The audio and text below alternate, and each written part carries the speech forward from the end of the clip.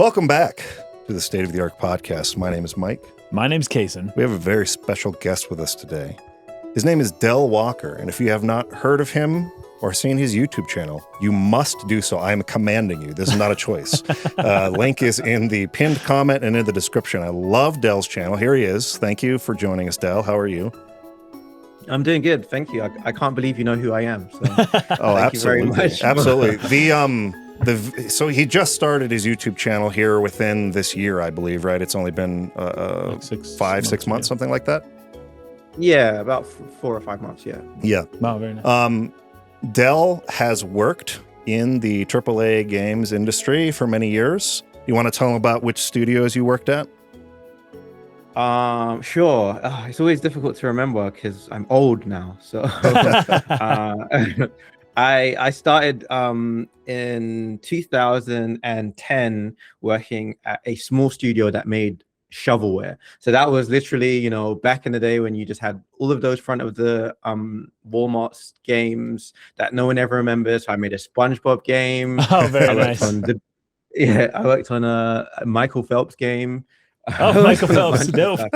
Yeah, a Puss in Boots game. Yeah, so that was my start, and then eventually I moved into AAA much later and worked on the Arkham series, the Batman Arkham series, and then I worked on Jedi Survivor, the Star Wars title, and then I also worked on The Last of Us Part 2 remaster, and I also worked on The Last of Us on online, which was the big cancelled PlayStation game. Right. As well. Yeah. But yeah.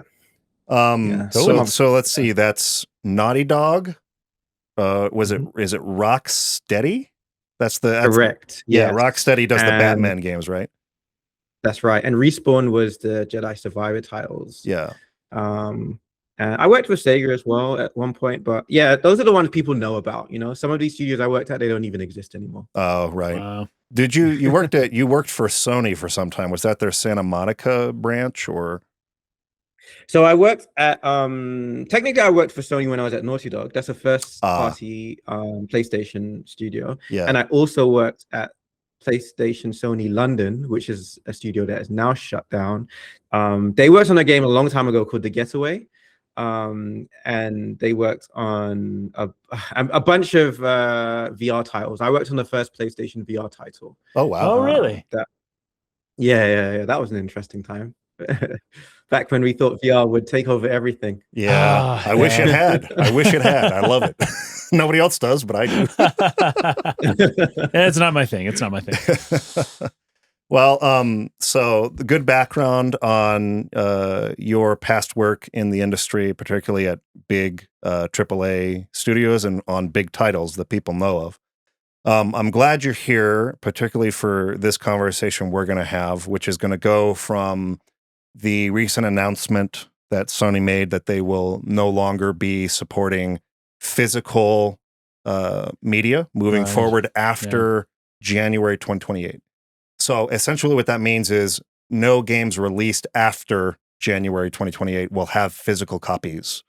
The games before that date obviously are not affected by this, but anything that's released after that, and we would assume that means the following PlayStation console, PS6 will be a discless sort of console, and that you can only buy the games through their digital storefront.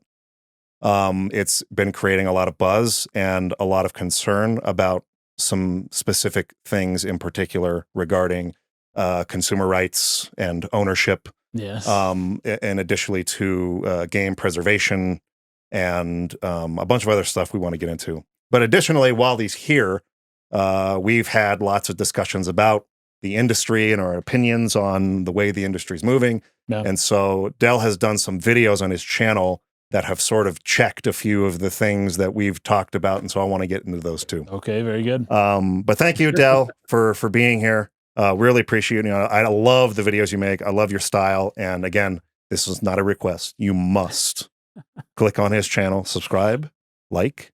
While you're here, basically, you might as well subscribe and like our video too. I mean, but make sure you go to Del's channel too. Yeah. And check him out because he's great. So let's start with this announcement that Sony made. It is big news right now. A lot of people talking about it. A lot of people really upset. Yeah. Del, you did a video on this. Do you want to kind of summarize your thoughts on it, based on your love for the art as a gamer, but also in your background as a game developer? Sure. Yeah. So, I did want to make a video from a game developer point of view, not because I'm not a gamer too, but I just was like, so many people have spoken from the point of view of the consumer, and they're doing it so well that I was like, I don't really want to just make it a focus about just the consumer, because yeah, too many people are doing it well. But I also wanted to like lay out the misconception that developers are loving this idea too, because that's just not true. Like, I'm in a lot of Discord channels with a lot of other developers and my friends, and we were all like very upset to hear this. And it was like a surprise, you know. We kind of knew it would happen at some point. But it's different when it really does happen. But yeah, I did want to talk about it from an art point of view. There's this like age-old conversation about whether games are art. And I don't want to get into that conversation, but it's a continuing and pervasive discussion that happens. And one of the things that hurts is if you're on the line of believing that your games are art, or that your art, that what you're creating is art as a developer, is that you don't want your game to be a temporary media. And it's seemingly inevitable that whatever you create will become a temporary media if it's tied to a server that a company at some point will have a business incentive to shutter or shut down. Which is just uncomfortable, you know, knowing that, you know, you don't work on a book or paint a painting knowing that one day it's going to get burnt. You were talking about, I think, before we started the show, one game that you had worked on that was canceled before it was even released. That's not the same thing, but it's still a project in which you put a lot of time and effort and work into that is like kind of just gone, right? Mm-hmm. Can you talk a little bit about how that feels, and then maybe how that pertains to, again, similar but different circumstances where you say you have an online only game, or Right. Something that's dependent on, I don't know, maybe it's an MMO, maybe it's some kind of like mobile game or something like that. Right. Something right? that lives on a server. Yeah, that Right. is not ever physically released. And Yeah. then how do artists in the industry feel about working on those projects, knowing that the stuff that they've worked on is almost likely to essentially be erased?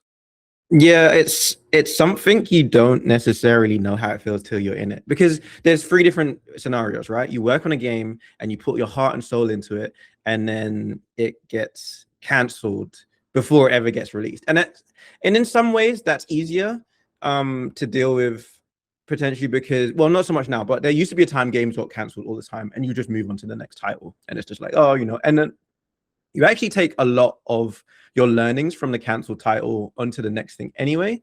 So it doesn't feel like a complete loss, you know. Like at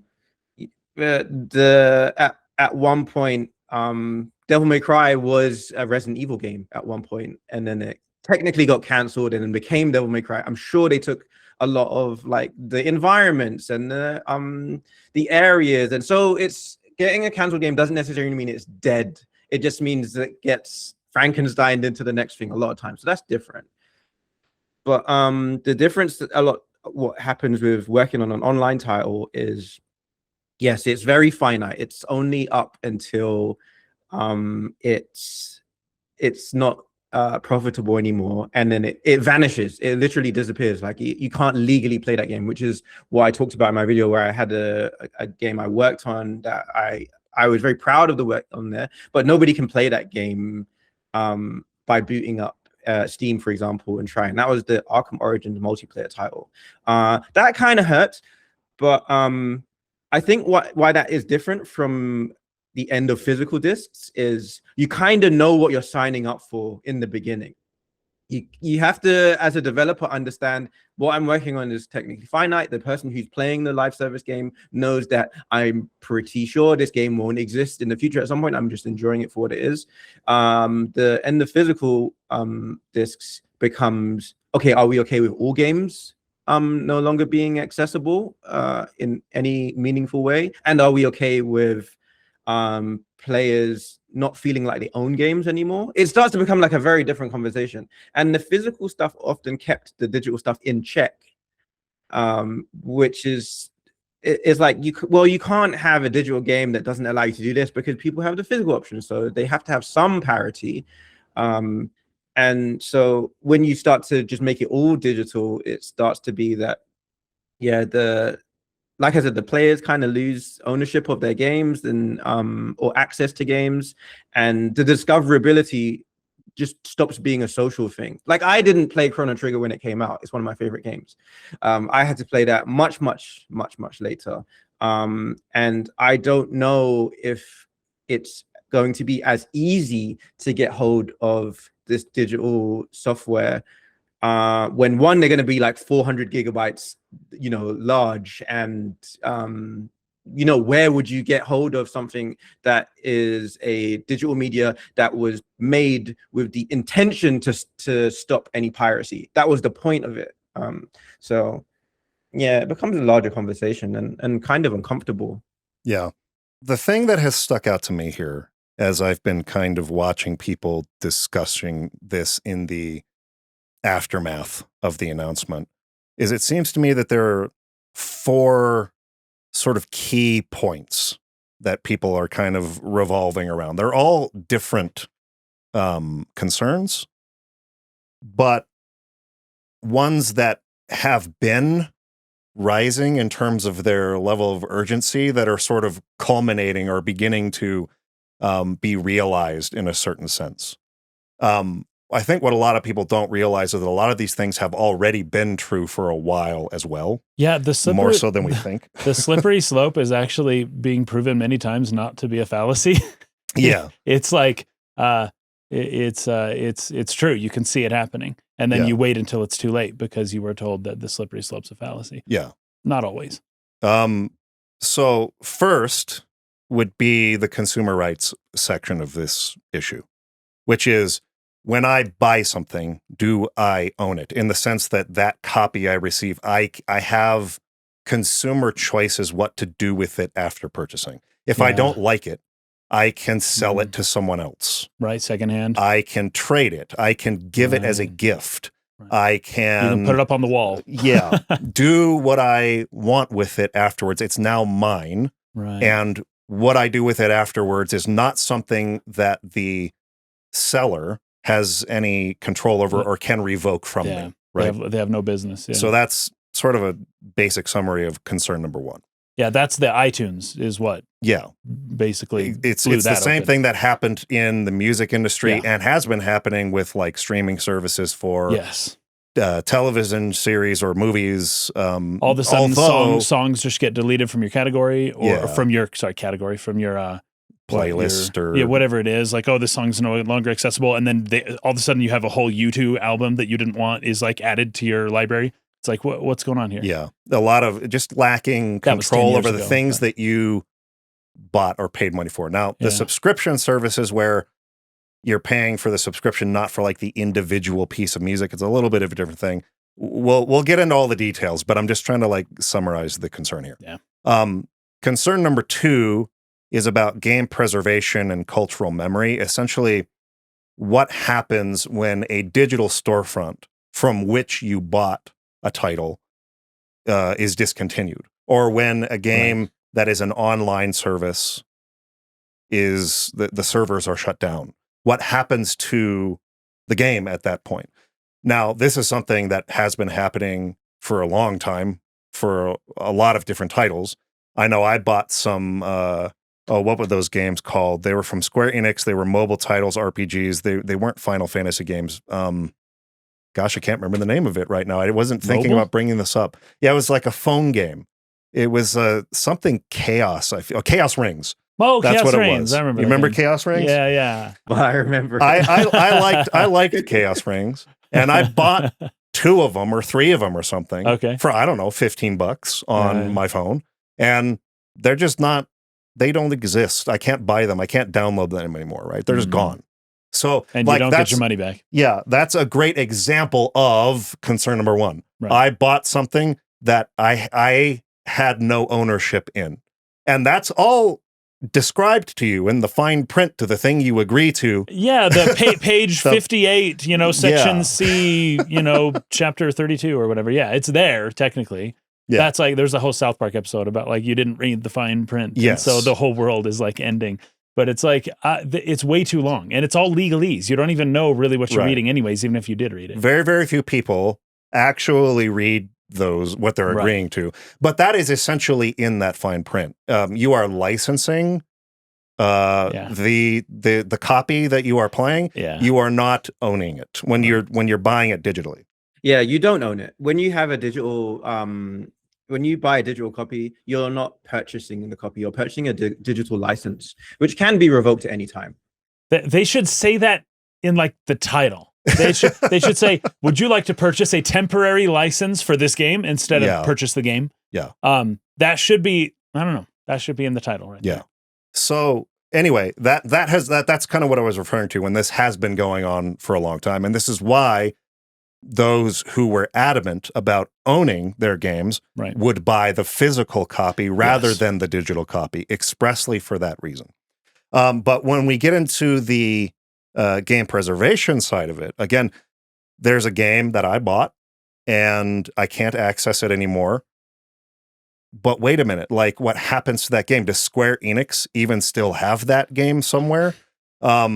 Well, maybe they've archived that, but there's been examples where they have said in the past, and this is more to do with kind of how they ran things in the 90s and stuff, but there have been games they've had to kind of rebuild when they've remastered and re-released them because they've lost original source code or lost original assets.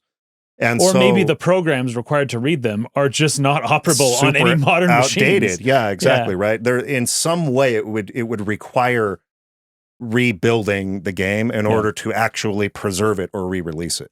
The point of saying this is there's not a guarantee, and not even necessarily should we at all feel super confident that corporations feel the same level of urgency about preserving games that we feel. Right. And so if they have the only copy that has ever existed on their servers and there's no physical media with that game embedded into it that you can then create more copies of, preservation becomes an issue. So that's issue number 2 that people are bringing up.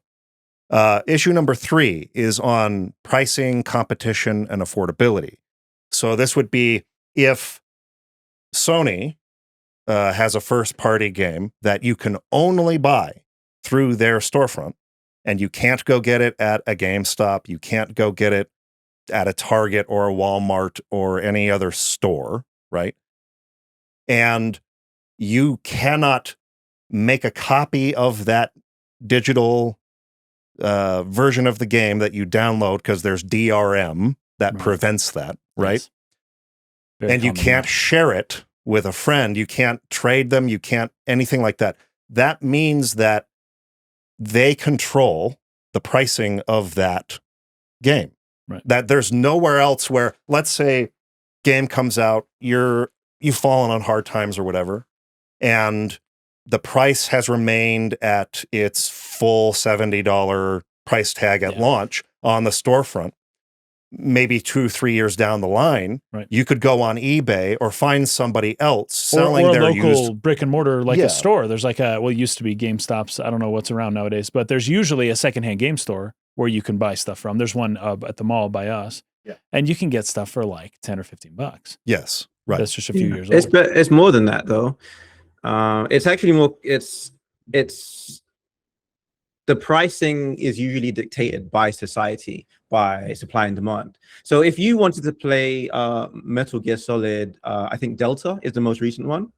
I believe if you go on the PlayStation Store now and you want to buy it, it's $69. But you could go online and get a disc version for like 30. So if you wanted to buy Metal Gear Solid on a digital platform on the PlayStation Store, it would be like $69, $70. But you can buy it online used for like $35, which technically is the true price, right? Because that's the price people are willing to pay. There you go. Exactly. Yeah. But once we lose a secondary market, the price will only be dictated by the monopoly. It's true. And you talk about game preservation. It's like, well, this companies will likely preserve their own games so that they can resell them to us again at some point in the future. Right. Instead of you just having it and, oh, let me pull it out again. It's like, oh, re-release of a new version, buy it again. And you end up buying the same game for the fourth time because you don't have any other way to play it now. That's what they're going to own. There's a part that's even scarier in that a lot of times games are delisted when they're trying to incentivize you to buy the newer version. I have noticed this. Which is not fun. You can buy the most recent Forza and then the Forza just before that on digital platforms right now. But I don't believe you can buy the Forza just before that. And it's kind of incentivizing you to purchase the most recent ones, the ones that have the latest DLC, etc. And so there's not really any incentive for them to keep giving you the older stuff if they can upsell you on the newer stuff.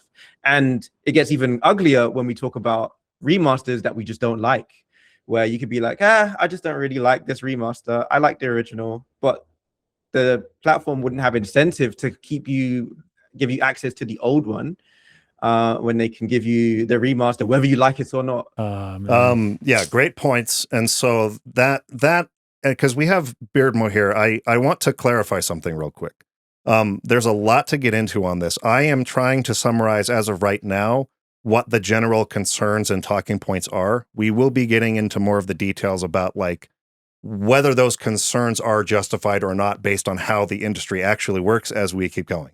Okay. But he makes the point here that Steam, exists and they have sales and things like that all the time.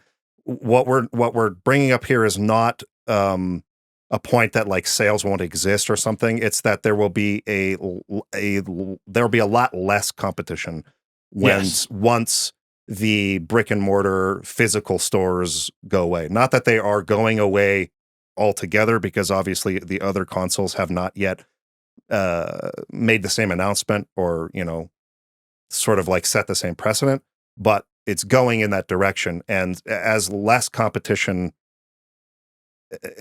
becomes an issue, they will just have more and more control over that pricing to where they will be less and less incentivized to do that. So it's just setting up the conversation. We're not making arguments ourselves yet. And that's true, because we're going to talk about Steam a lot later once we get into Sony. But I also want to bring up that Steam doesn't have Mario, and Nintendo does not ever discount Mario. For the entire life of the console. It is $60, $70 the entire time. You will never get a sale on a Mario game. Yeah. Okay. Nor can you buy it on Steam. So, okay. Fourth concern that I kind of was seeing people talk about is the consumer choice and accessibility, which kind of fits into the others I've talked about, but there are ways in which I think it's worthy to make this its own point. So, why don't we start on the consumer ownership and property rights portion of this? So, essentially, with a physical game, the consumer doesn't own the underlying intellectual property, obviously. They don't own some portion of Mario now because they bought the game. I see what you mean. That's or even like the source code or the right to make a copy and redistribute or like sell it outside of that one copy that you have that you could give away or sell. Right. Obviously, that's not what we're talking about. But they do own that individual copy of the game, which they can sell, lend, give away as a gift, trade, keep without maintaining some kind of account or something like that. Or pass it on to someone after they die or something like that, right? Sure. It could be an heirloom or something. All of those things are possible when you own a physical copy.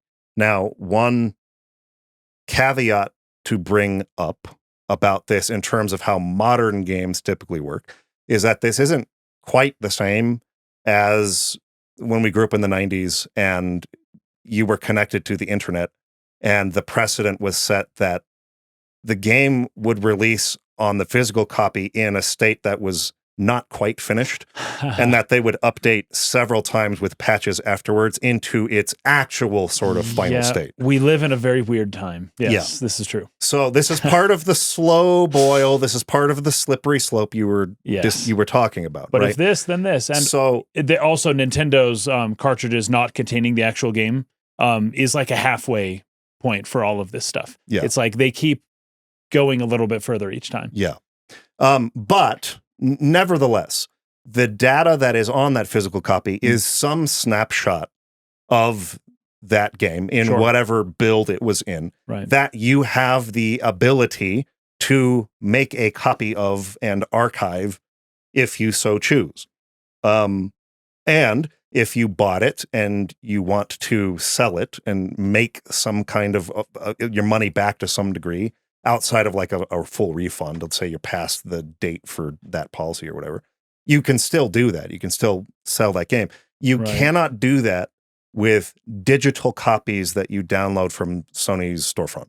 Right. If I buy Final Fantasy 16 through PlayStation's store, I can't go, my friend wants that game and I don't want it anymore. I'll sell it to him and I'll just like transfer my data to his account. Or trade it for a game he has that he doesn't want anymore. Yeah. And all that stuff. You cannot do that, is essentially the contention that people are, upset about here. So a digital purchase generally grants a personal but non-transferable license tied to your account on that platform. The practical concern is therefore not, do I technically own the game? It is how much control do I retain over the copy I paid for? And so reselling, lending, transferring, all of those things are that is taken away from you. That the ability to do that is taken away from you. Do you guys, based on that sort of setup, have anything you would add to whether or not you share those concerns, or whether that's even something like how long, or maybe I should start here. When you buy games, do you buy them physically most of the time? Because this is another thing that is brought up a lot is, but like 85% of people buying games, they buy digital versions anyways. Like no one's buying physical games. Is it really 85%? I don't know if that's exactly the number. I saw that somewhere. Yes and no. Battle, if that's the real what number. is the actual number, Del? So yes and no. So it is something like 85 to 89% of people are are buying digital more than physical. But the number on the PlayStation Store, as far as we know, but the number is incredibly skewed because most titles are digital. There is not a physical version of most games on PlayStation Store. In fact, the reason why I love that number is skewed is not only because there is not a physical version of those, but a lot of those games are really old games. So you might be like, I want to buy arcade version of Tekken 3, and that every single one of those is, okay, it's only $10 or whatever, but it still is looking at the same number as like the latest Spider-Man. But then the reason why the number skews is because they had the PlayStation leak from Insomniac a few years ago, where they hacked in and saw all of their data and upcoming games. And one of the things that came out of that was these numbers are a little bit outdated now, because that was maybe 4 years ago or 3 years ago. But they found that Spider-Man had sold 66% physical and like 34% digital. And then Miles Morales game was exactly the same. The first Ghost of Tsushima was 51% physical. Demon Souls was 70% physical. Wow. Those are hardcore people, aren't they? Those are real gamers, aren't they? But then you also found a massive skew on like collector's editions or director's cut. So Ghost of Tsushima director's cut was 71% physical. And I think The Last of Us Part 2 was like 61%. Basically, the champion gamers, the ones who are like, I want my big first party title and I want a new title, they skewed towards physical. And it was the fact that most games were digital or cheap games or on sale on PSN seasonal sale. Those were heavily skewing the numbers to make people go with this number that, like, well, 85% go digital. It's like, yeah, what would that look like if people had access to those physical? I don't know. Yeah, that is very interesting. Okay. So I will say, I can see how that skews the numbers. When I look at the games that I have, like let's just go back on like my old Switch. If I'm thinking about it, I have Stardew Valley digital version, Golf Story digital. I actually had a lot of digital versions of games. I think a lot of those might not have even had physical. You couldn't buy a physical one if you wanted, because they're kind of an indie developer. So while I would champion, and I said earlier, you asked most of the games we buy are physical, I would say yes. But then when I really think about it, it's like, well, okay, there are games that I have that there isn't a physical version available. And I guess I do have a few of those. Yeah. So, and then if I'm playing old games on a new system, I'm not, it's just a download. It's a digital download. Usually. And so there's a lot of that going on as well. And in that case, I have a point. I wanted to point too as well about the physical market. The secondhand physical market is basically the entire market in some regions as well, right? There are entire nations that are basically just the secondary market. The games you played on the last generation end up there. And the culture kind of continues at almost an echo.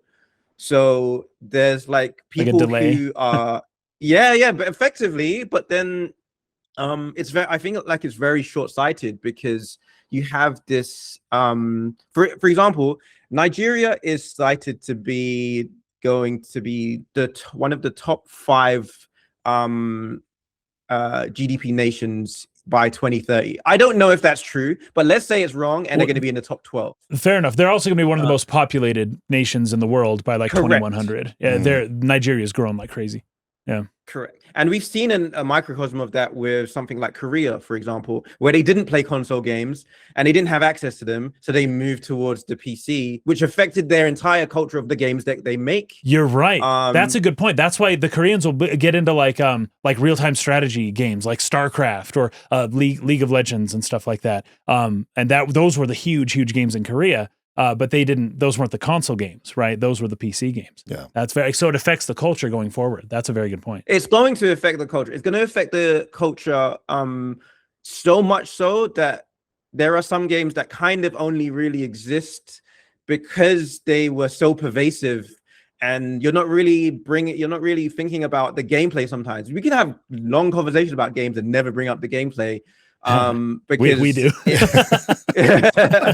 Because just because of the experience was based on many other things, whereas the moment you start talking about like app games, for example, or free-to-play games, most free-to-play games do not have any plot or any story for the most part. So I feel like it's going to affect the culture of games going forward. Very interesting. Beardmo is bringing something up here that I want to acknowledge. There is also an issue of game shops actually inflating the prices of used games while devaluing trade-ins and games sold to them. That's the pawn. Yeah, that's the nature of that. This is by no means a defense of like GameStop's model or something, right? But it's just essentially discussing the lack of choice, the fact that that as a choice among many, as a way of like going about getting your games in a secondhand market, is generally a bad thing. You don't want to take away choice from consumers. You don't, because as much as it's higher than it would be on Amazon or something where you're just buying it directly from another person, that's going to cover the costs of the physical store. That's going to cover all sorts of corporate advertising, all that other stuff that those stores do. But also, if they do that too much, then people won't buy from them anymore. So if they're able to maintain the margin and maintain the business that way, then it's a viable business strategy. I mean, it's like they're not exceeding it. They're not doing it as much as maybe you would complain about. And if you're complaining about it, just buy it on Amazon. Or it's cheaper. Find somebody on your Facebook marketplace, or someone local, someone just locally selling it themselves, or something. There's like that, a lot more than you would think. Yeah, like there are other options that I think most of us probably don't explore. I can only speak for myself, and this is just, my personal preference as a consumer or whatever. I don't like to buy used games. I never have. I always like to get a new copy, and that's mine. It felt like that was like That's true. my copy, and like no one has had this before. Now that's not true for physical games I bought of like retro titles that obviously are out of print or something. Yeah. Where my only choice to get a physical copy of Chrono Cross was to go into a retro game store that has, essentially secondhand copies of them that are in like basically perfect condition or something that you can check. Are there any scratches on the disc? Right. That's the thing that buying it on Amazon does not afford you. It's funny too, because I think sometimes we talk about media as if they have a lot of parity, because there was a discussion about the subscription model for movies and television shows is now kind of replacing how we used to consume film, and then there's the Spotify discussion about how we consume music. But quite frankly, none of those forms of media do what games do. Like, we have books all the way to the left, and you buy them and you read them and you can purchase them online and digitally. And then we have movies on the right, along with maybe music, and you can you don't have to purchase them. But games are in a very, very unique position where they are an interactive experience. It's very, very different from the others. Some games are asking for you for tens and tens of hours of your time, and they're very complex. Like architecture, there's a complex architecture to them that means that they're way more sensitive to being lost. It's very hard to lose a song. As long as someone's got the recording, it's pretty easy to retrieve it. Film's a little bit harder, but games are way more sensitive to loss, much more sensitive to loss, which is why we lost Kingdom Hearts in its entirety, and they had to make Kingdom Hearts 2 from scratch. It was just such a complicated machine. There wasn't like, oh, let's just get 4 tracks or 6 tracks and then remake it from the masters. They're like very, very sensitive things. So I believe that there's the games, I wish I remembered, the games preservation museum that says something like 85 or 86% of games before 2005 or something, you just can't find are them, lost anywhere. Yeah, they're just lost to time, basically. And that's hard to do with like film and TV, because it's it asks 90 minutes of you at the most. But games are way, way more complex, and they're interactive. Again, just another thing I want to acknowledge here. Beard Mode is bringing up, people who sort of like buy or hoard tons of copies of game to artificially inflate, scalpers to inflate the price.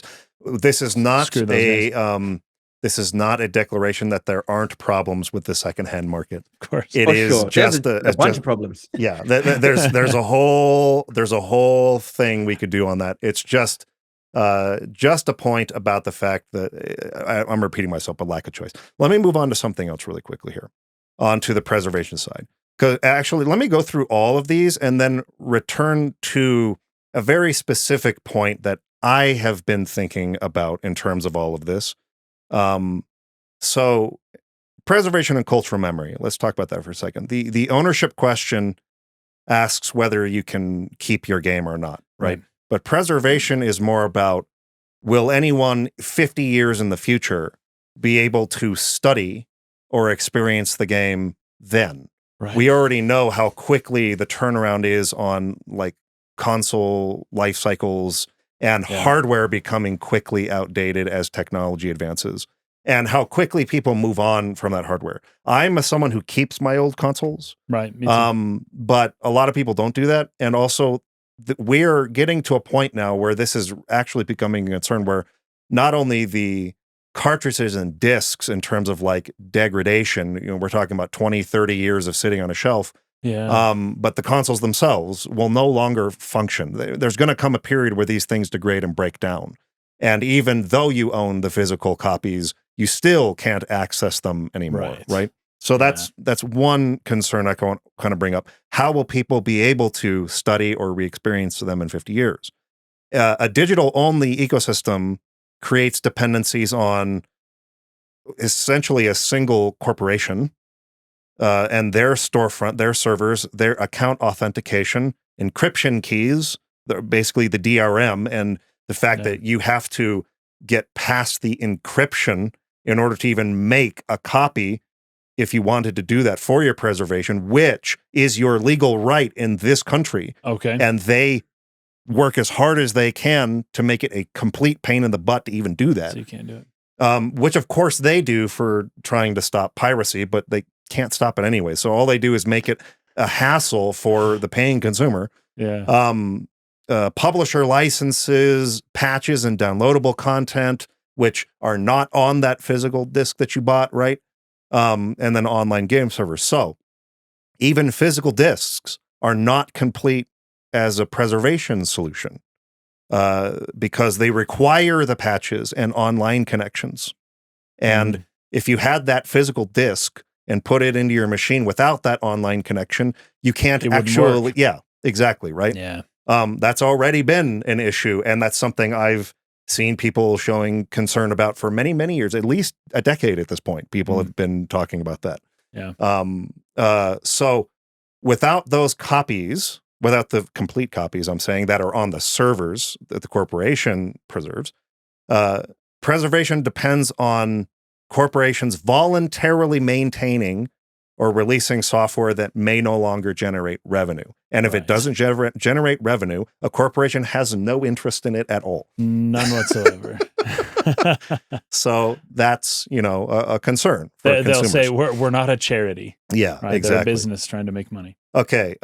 Point 3, pricing and competition. Physical games create several competing markets. So you have retailers that compete on price with each other, whether that's Walmart or Target or GameStop or whatever your local Best Buy is still around. Best Buy, yeah, stuff like that. Used copies compete against new copies. Of course, we've been talking about how there are problems with the secondhand market too. Right. Consumers can wait for clearance sales. You don't get many of those if you want to buy Zelda and Mario, for instance. Yeah. You eventually, but you might be waiting a while. You might be waiting a long time. Players can recover a part of their purchase, right, by reselling something again. Right. And then older titles can often fall dramatically in price through the secondhand market. They can also increase depending on how rare they are. In a digital-only console ecosystem, the platform holder controls the infrastructure through which every purchase must pass. Sony says retailers will sell their games in digital formats, but redeemable codes do not recreate a true secondhand market, nor do they necessarily provide the same long-term price competition as physical inventory. So, secondhand retailers have consequently argued that eliminating discs will mean fewer opportunities to shop around, higher effective costs, and the possible exclusion of lower income players. So, and I'll just quickly go through the 4th point here, the continued access and platform dependency. So again, this sort of overlaps with ownership and preservation, but a digital collection can depend on a user's account remaining active, Sony continuing to operate the relevant servers, the publisher retaining distribution rights. I mean, that's something like, I don't know if they licensed, say, some popular movie or book or something for a limited time. They paid for that. They lose that license at some point, right? So then they might lose the distribution rights.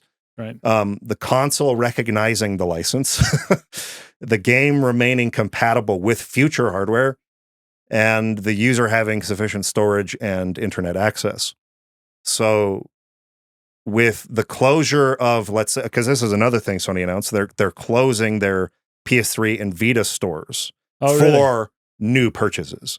They say that, and I put this in quote, for the foreseeable future, you will be able to continue downloading things you have bought from them, but you can no longer make new purchases on those storefronts. Dell, I don't know if you know this. Is this true of the DS and Wii storefronts as well? I'm not sure, actually, but I do know that the PSP Vita store is broken.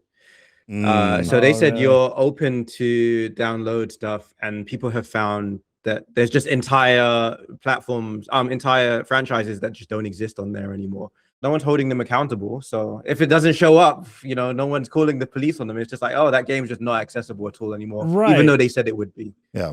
That's so funny because it's like sometimes a bug just breaks things. And you have to, like, if you're not making money, this complicates things so much because the assumption is that, a server just needs to still be on and everyone can download it. It's like, no, like server maintenance is more than just every now and then changing out the hard drives and making sure that everything's running cool and not overheating. It's like sometimes a bug will shut the whole thing down and you need to hire like full stack devs and people that can like actually go through and make sure that it's still running properly. And this is funny because it's almost like the government can mandate that those servers stay running and that the store stay open. But then they're like, oh, this store's open. It's just broken. The link's broken, but we'll fix it when we can. And then they never fix it. And then you can't download from their store. It's wild. So I think maybe to kind of sum up, maybe the spirit is a word we've been loving to get into recently. The spirit of the concern here is that ownership concerns what rights you have as a consumer. Access is more concerned with whether the infrastructure will continue honoring those rights in the future. All of that is sort of at the core of what players are concerned about with this announcement.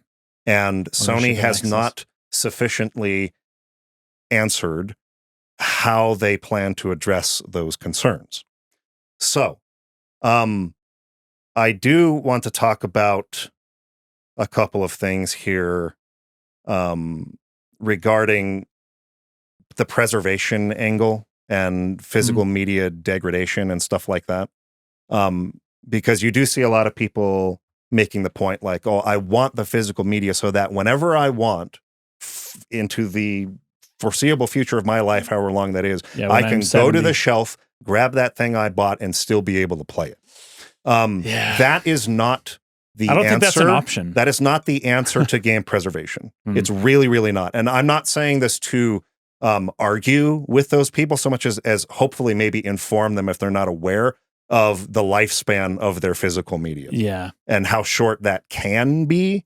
Versus maybe how long people maybe assume it might be. Right. It sounds so unfair that it's like, wait, I don't own it forever. But it's like, well, look, man, have you ever like try and play one of your old CDs from the 90s? Like see how well it still plays. Especially one that you listened to often or that you stored in your backpack at high school or whatever, just for fun because you were lending it to your friends. Like these things break over time. And this is an issue that happened maybe about 10 or so years ago. The Super Nintendo cartridges or the NES cartridges that had a save feature, they had a little battery pack associated, like a little watch battery. And that battery would last roughly 30-ish years. And it will power your save files so you don't have to use save codes to access your NES games. Well, that battery dies. Yep. Eventually that battery dies and you can no longer save your game. If all of your NES games that you saved from 40 years ago, you can't actually play them the way that they were played originally because I guess you could open it and replace the battery somehow. You can. So like that, but you'll lose the save data you had, but you at least will be able to create new saves if you were to replace that battery. If you don't screw up and if you know what you're doing. Right. Yeah, sure. But I think I was looking up, and I don't know how accurate this is off the top of my head because I forgot to write it down. There's something like a 1% charge loss per year or something like that on that battery, or maybe it's more than that. Maybe it's 10%. I can't remember what it was. Well, but compounding the idea is, 1% loss would eventually, eventually it's like the charge that battery can hold that's saving your game data on there is quickly going to get to a point where not only can it keep the save from that you had 30 years ago, you can't create new saves with that physical copy unless you were to replace that battery in the cartridge. Yeah. And do you know how to do that? Do you know how to not break it when you do that? Do they still sell that little battery? Anyways. Can you it's just not as the lifespan is shorter than you might think. Yeah. I wanted to make this point before kind of getting into this, and that is that unlike other physical media, which is I'll use the term analog media.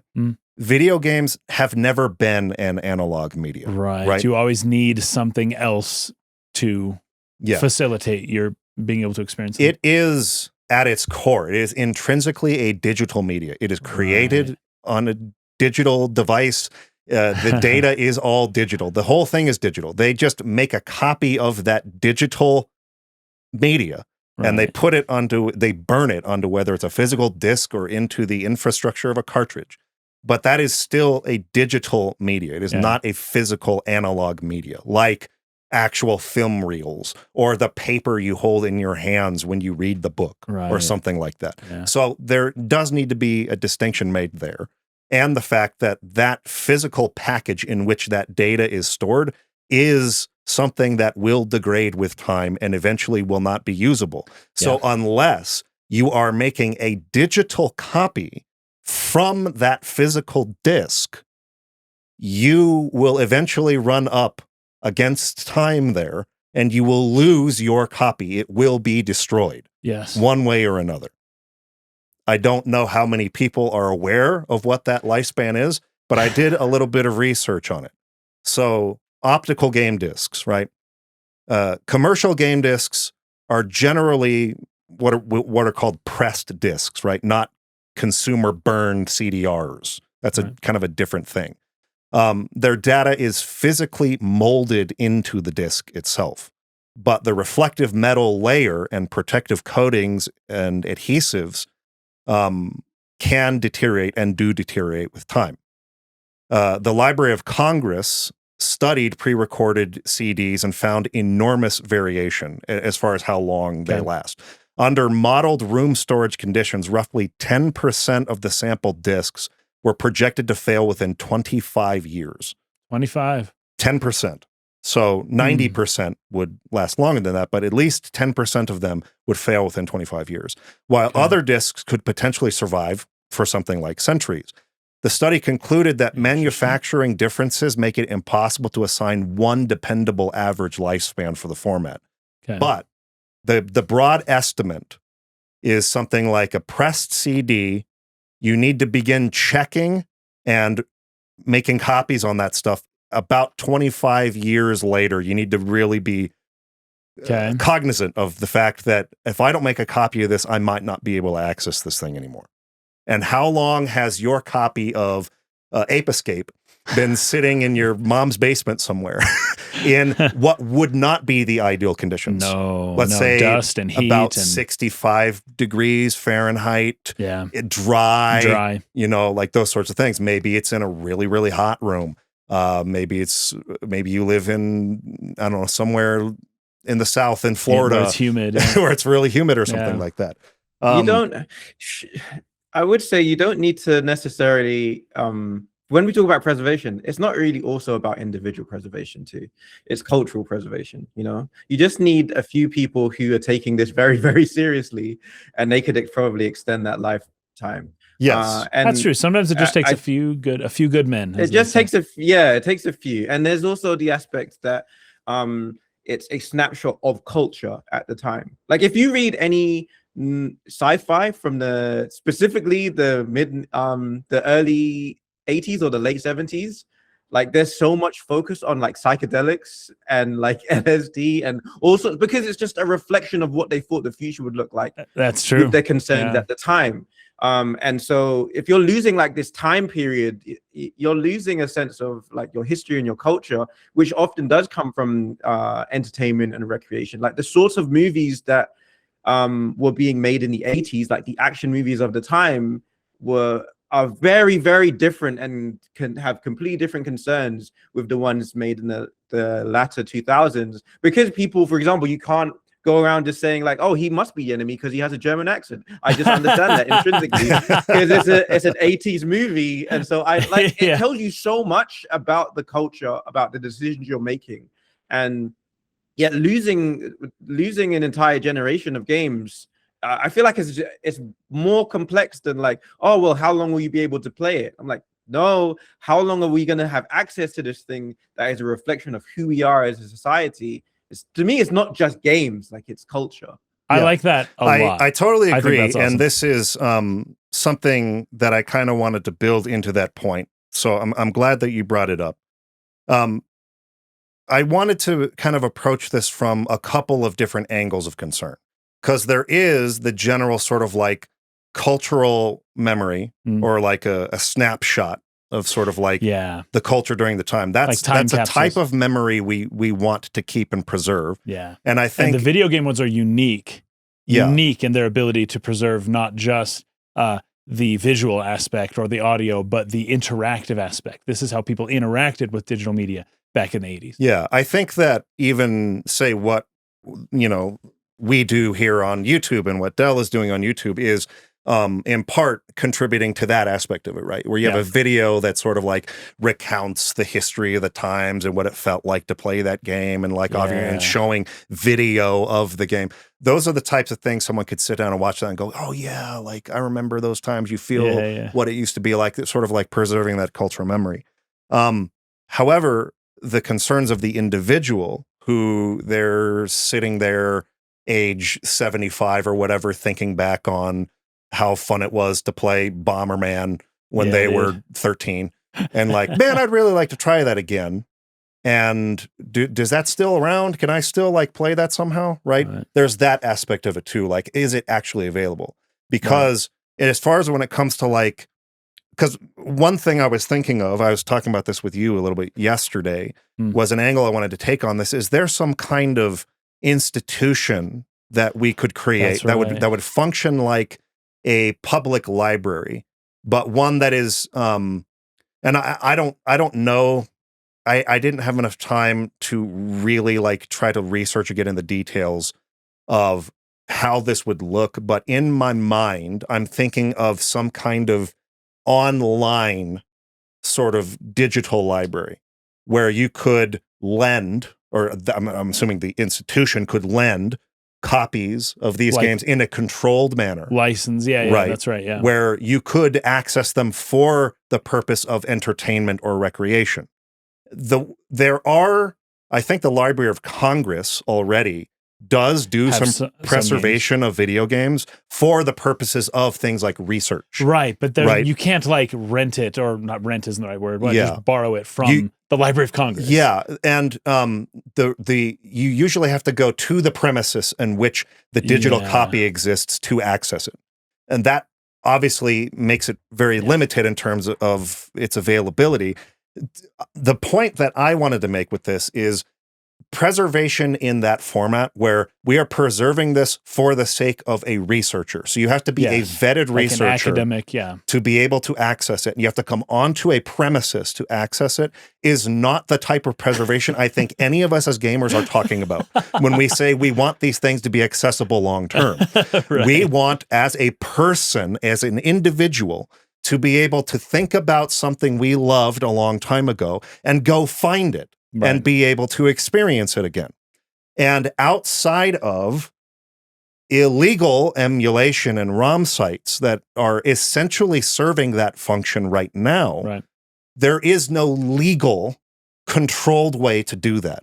And so my thought was, is there such an institution, and is there legislation that we could push that would obligate publishers to have an end-of-life plan for their online game, that they have to submit it to something like the to some sort of institution, like a third party, like the Library of Congress, right? And it is by law, if you're going to release this game, you have to have an end of life plan for this, and it has to be submitted to that library. And then after a certain amount of time has passed where that game is no longer commercially available, it then automatically becomes something that can be lent from a library of sorts.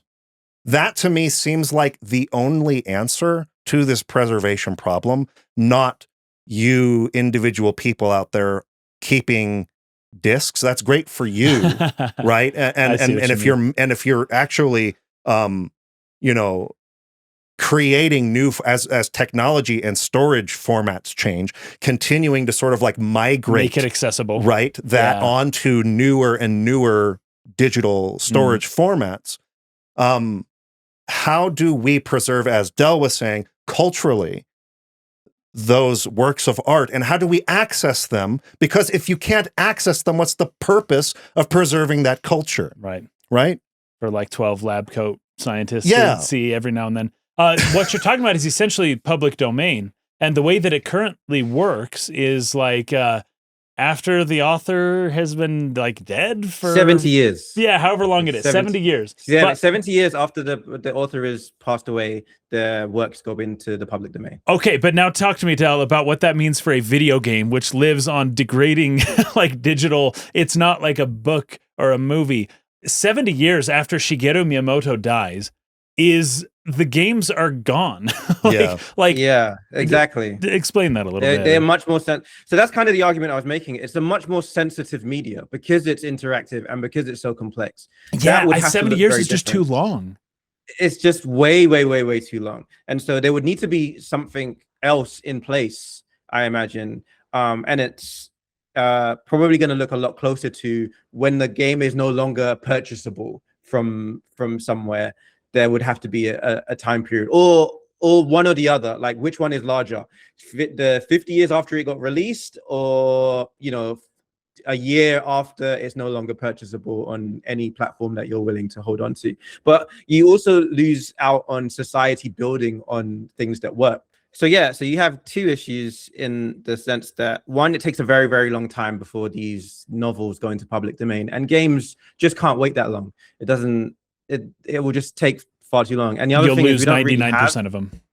You'll lose most games, and we don't really have a system that incentivizes people to hold on to using them. Because we actually have public domain can happen to your IP if you don't use it currently. Yes, right. That's right. It could just freeze out. So that'd be great if you were like, hey, you guys are not going to give us Final Fantasy 4 on any version. Cool. You got 4 years until everybody's allowed to pirate it, and there's nothing you can do. And that would incentivize them to be like, all right, you need to hold on to this thing. We need to figure it out. But it also, we lose out on being able to build on IP, right? So currently one of the biggest movies of last year was The Wizard of Oz. That's just a public domain. Dude, I watched it. I watched it with my kids. And that movie's almost 100 years old. It's great. It's amazing. Exactly. And so we will lose the game, and we'll also lose the IP that be able to be built on, like, Robin Hood or Zorro or Dracula. So there's a lot to be said of, like, we need a system that incentivizes people or companies to preserve them and give you access. And like, if they don't want to give you access and they're like, hey, PlayStation 3 store is closing down, they're like, all right, cool, let's start slicing up these games you don't want to give people out and access to anymore. And you need to find a system whereby they can just have access to it, or there is a way that people can make copies of it that you're not blocking. That could change things immediately.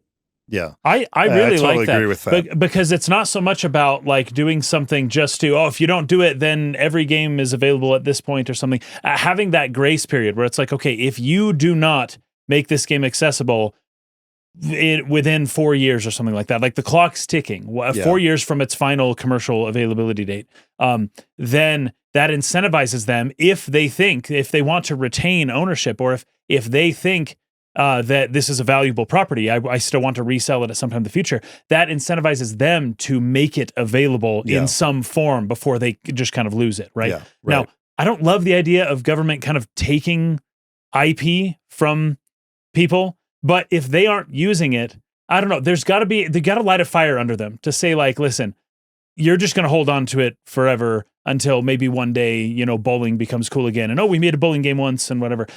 But what we really need to do is make sure that there's a system that just incentivizes them to keep things available, as opposed to the government really, because I would say it would be pretty rare when the government actually does step in and say, okay, we own this now, it is publicly available for everyone. I think that this system needs to have the right leeway to keep companies wanting to keep it available so that they can retain ownership rights. I don't know. I'm kind of iffy on that, but I like what I think I like it. I think I like it. And like Del mentioned, it's already kind of like that. Like, if you don't use your copyrights, if you register a trademark and you don't use it, other companies can step in, and even though something's registered as a trademark, they can take it to a court and say, but they haven't used it in 5 years. And the court will side with them, saying you can't just camp. You can't just sit on a trademark like that. If you're not actively using it, then it is as good as forfeit, right? Yeah. So we already kind of have these laws. Go ahead, Del.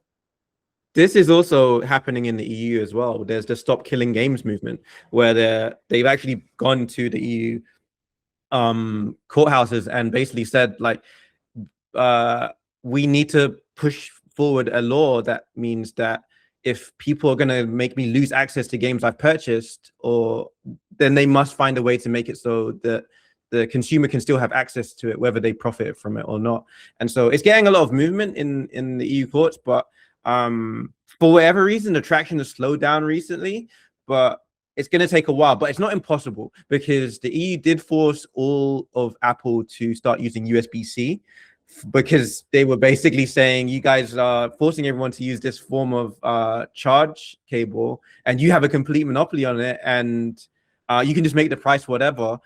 So the EU maybe has some weight behind that. Yeah, maybe there is some weight where they're just like, you just won't be able to release your games in all of Europe unless you agree to this situation. Okay, Yeah. I have one more thing to say to this, because this is actually getting really good, because the way my mind is thinking is like, okay, but what right, by what right is the government stepping in, and what precedent does this set for if you don't, we own your creative IP if you don't do whatever we tell you to do with it? Should we? Well, I think should we this is, distinguish whether it's the government or it's the people that own it? the people's will means nothing without enforcement. Ultimately it comes down to the government. But what I think is this would be the strict domain of the cultural preservation, like, portion of the government. Yeah. Like in Japan, you would say that Japan has a sizable portion of their government dedicated to preserving their culture. And typically it's more to do with, rebuilding old temples. They'll take public funds to do this stuff, or, preserving, like, the emperor's, the artifacts and all of that stuff. But we can just kind of open that a little bit. They probably also have books and all kinds of things. Kabuki theater probably falls under that as well, that the government will subsidize, and Yeah. so, if it falls under that, where it's like, look, Europe, Japan, America, the United States, we have incentives to keep this cultural imprint, right? Mhm. This is a part of our culture, right? Just the way that any antiquities department from any country would be like, if you dig up an artifact in Egypt, then the government of Egypt is like we own that. Like, I know you did whatever you did, but, like, you can't just take our stuff, right? That's a thing that I don't know specifically how Egypt works with that, but my assumption is that at some point the government itself can step in through cultural preservation, and that's something the people would support, and that's something that even I would support, where it's like, if that's the reason for it, and if it's kept under the cultural preservation, the antiquities department, Yeah. which typically wouldn't mean something only 20 years old, but give me a little leeway here. Video games, like, that is ancient for a video game, considering the time scale. Then it actually can work. I think that is one of the roles of government, is to preserve culture. That is one of the roles of government. Yeah. And this falls right under that. Yeah. So as much as the libertarians would really hate like this concept that we're proposing, it's like, listen, man, the government has a few legitimate jobs, but one of them is to to preserve culture and to maintain, you could even call it like soft power internationally. Like Japan has gained a lot of sympathy from the world by their media that they produce, that everyone else consumes, right? Yeah. And that is of interest to all of Japan, not just the companies that are making money off of it. Yeah. Okay. It's funny you bring up Japan. Oh, sorry. No, Del, go ahead, man. Go ahead. It's funny you bring up Japan too, because I don't know if this would have happened if PlayStation was still a Japanese company. So I think it was 2016. April of 2016 is when the headquarters moved from Tokyo, Japan to San Francisco. So Sony Interactive Entertainment is now a US company. I don't know if 10 years ago they chose to keep it Japanese. Would we still have had a decision internally to be like, we're getting rid of physical media? Especially because if you've ever been to Japan, you can see they still got loads of music stores, they still CDs. read Everyone newspapers. buys physical. They still have newspapers. Magazines still sell. Yes, that's right. Yeah. I wonder would this have happened if it was still a truly Japanese company? That is an interesting idea. I did see an interesting article today that was saying the current president of Sony Japan sold like half or near half of his stock Oh, that's after usually this not a good announcement. sign.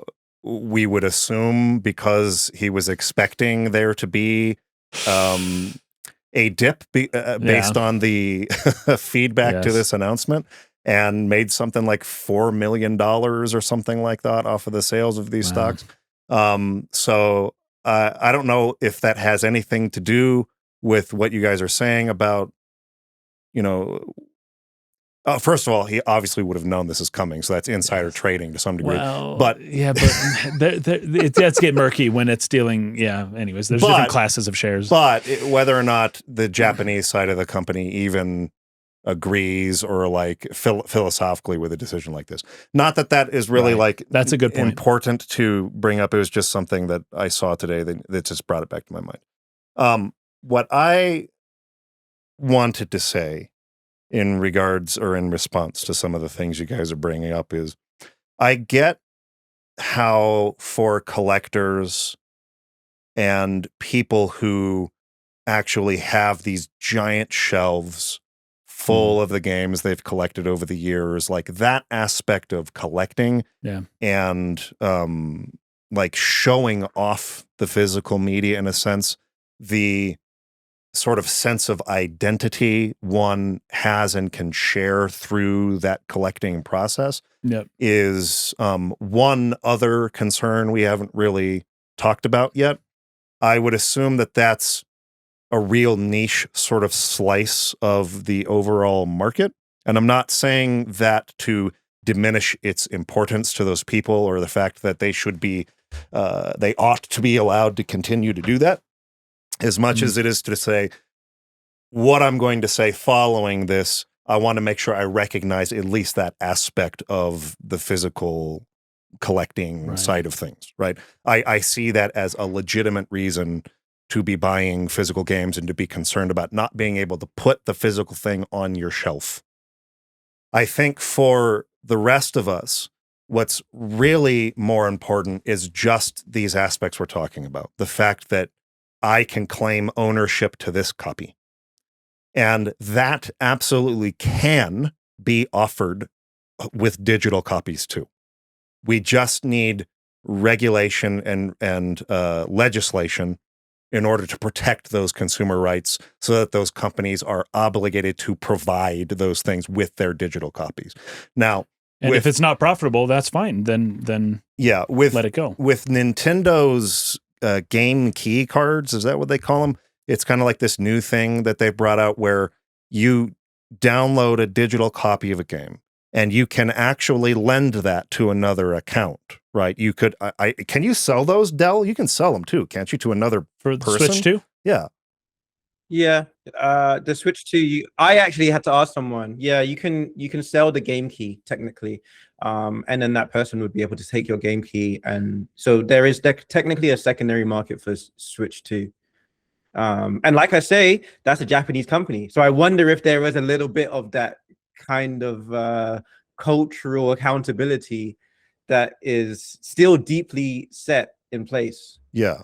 So I bring that up as an example, not because it's a perfect example. It doesn't necessarily solve the part we're talking about. Well, what if, well, eventually every company, some distance in the future is going to shut down, shutter, whatever. Yes. And what happens to your Switch 2 key cards that you didn't have downloaded on your device or whatever when that happens? It doesn't solve that aspect of the problem.